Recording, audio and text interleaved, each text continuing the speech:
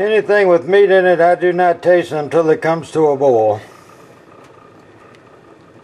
Now I'm just going to taste it to see what the salt and pepper situation is.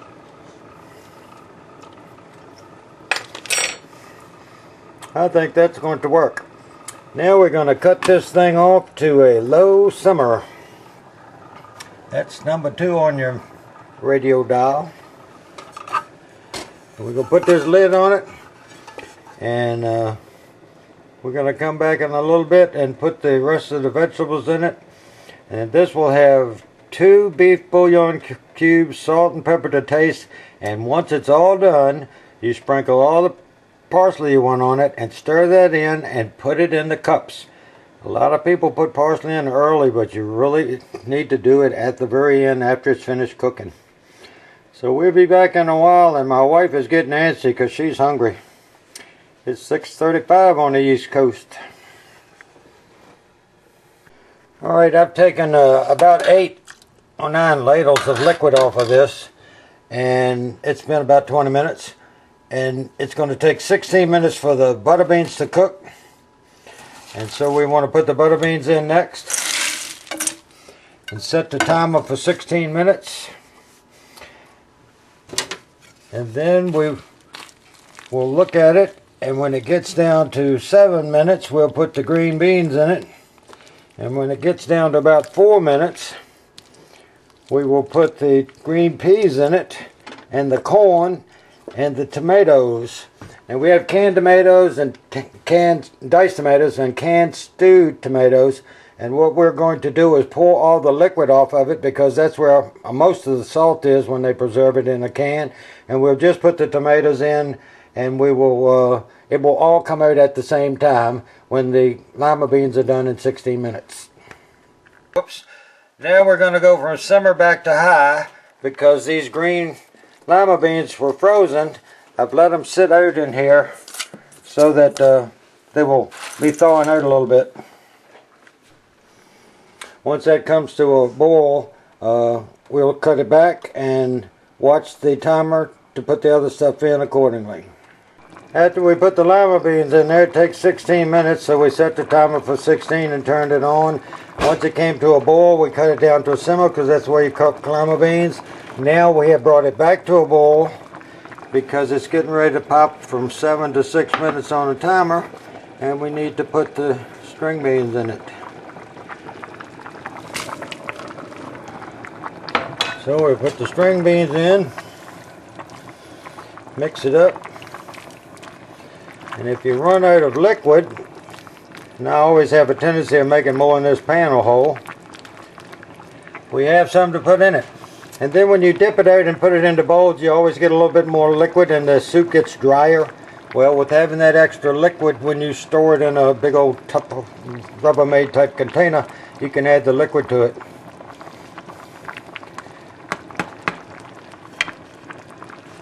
So we're under 7 minutes to go. We have green peas at 4 minutes to go, and the tomatoes and the corn really just has to heat up, so we will put all that in at the same time. Well, we put the green peas in at 4 minutes, and I turned the power down a little bit. The green peas have sat in a stainless steel pan there for a while, so they're not frozen hard. We're going to put the stewed tomatoes in it. We're going to put the diced tomatoes in it. And I'm going to start running out of space here in this pan. I'm going to probably have to scoop a little bit out and put it over there. Well, it's all done. Now you have to sprinkle a little parsley on it. There's a lot of soup here, folks, so I don't measure everything, but this is probably at least 2 tablespoons. And all I have to do is stir that in and put it in the bowls. This is my wife's real small bowl. Back when this is all stirred up. It is 7:25 here on the East Coast. I came down here at 5 minutes after 5 and had not peeled the first potato, cut the first onion, carrot, anything up, celery, and hadn't unpackaged the meat. And so in 2 hours and 20 minutes, I have 3 big bowls of soup here. Everything is the same. The color it should be when it's cooked to perfection. Nothing is overcooked. The carrots won't be like mush. The potatoes won't be like mush. The limas will be perfect. Green beans and corn, peas will be perfect. And it's time to eat. Now all the liquid that I reserved, I put all the 2 cans and the corn in it, and I didn't have enough room, so I scooped out some of the ingredients from the side, and I happened to get a few of the things that I just put in it that had to cook a little bit. So I've left this on simmer because this temperature was at a boil when I cut it back to simmer. And then when I added all the reserve liquid, now I have almost a whole pot of soup. So that's what you can do when your pot's not as big as your recipe. And it happens to me every time. I don't think I've ever done this where I didn't have to take something out. My wife's giggling. She's wants me to bring her this soup and a spoon. So I thank you for watching.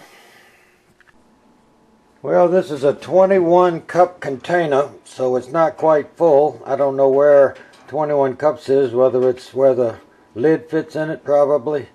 And the 2 bowls and the 3 bowls were 48 ounces, so that's 6 cups. So it's probably about 24 cups of soup. That's not too bad. I'm going to work out how much it costs and put that in the description box. Thanks for watching.